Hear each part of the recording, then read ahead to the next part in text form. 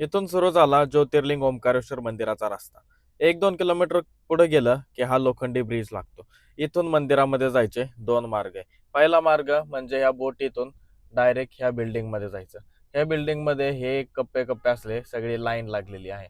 आणि दुसरा मार्ग म्हणजे चालत ह्याच रोडने अजून थोडं पुढं जायचं. पुढे गेल्यावरती एक ब्रिज आहे. हा ब्रिज क्रॉस करून परत मग फिरून ह्या मंदिराच्या इथे येतो. इथे इतकी सगळी लागलेली लाईन बघून आम्ही बाहेरूनच दर्शन घ्यायचं ठरवलं.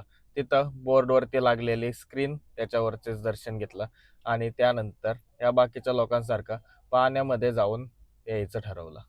ओमकारेश्वर मंदिराचं दर्शन झाल्यानंतर डायरेक्ट उज्जैनकडे प्रस्थान केलं आणि इथं ₹250 भरून फास्ट लाईनच्या स्कीममध्ये गेलो. बरीच गर्दी आणि बरीच लाईन वाचली आणि त्यानंतर ह्या फास्ट लाईनमध्ये गेलो. ही जरी ₹250 भरून म्हणजे लाईन असली तरी देखील याच्यात पण 1 ते 1.5 तास आम्हाला लाईनमध्ये उभं राहायला लागलं. पण त्याच्यानंतर लांबून का होईना दर्शन झालं. त्यानंतर मंदिराच्या बाहेर आलो. मंदिराच्या बाहेर एकदम मस्त वातावरण आहे. नवनवीन वेगवेगळ्या बिल्डिंग आहेत, वेगवेगळे स्टॅच्यू आहेत आणि एकदम स्वच्छ आहे. ओंकारेश्वरपेक्षा उज्जैन मंदिरामध्ये एकदम स्वच्छ असं वातावरण आहे. गर्दी खूप जास्त आहे, पण बहुतेक परिसर पण लय मोठा आहे. त्यामुळे एकदम स्वच्छ असं वाटलं.